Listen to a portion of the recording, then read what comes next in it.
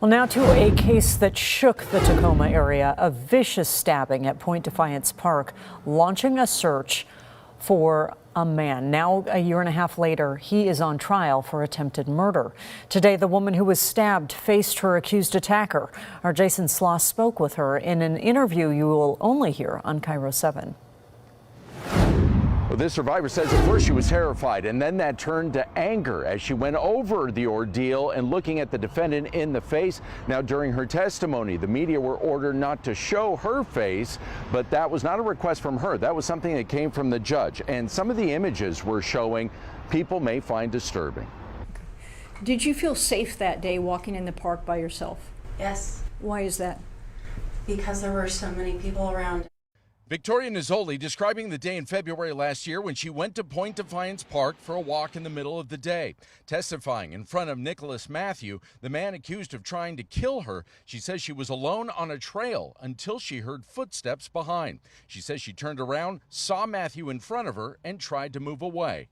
Yes, he followed me instantly, and that was when I felt the first hit. Nizzoli said she was pinned on the ground as she was stabbed multiple times in the head, face, neck, and back. So I started screaming, "He's going to kill me. He's killing me." People ran over, then her attacker stopped and ran off. Matthew was arrested several weeks later at the San Francisco airport trying to leave the country.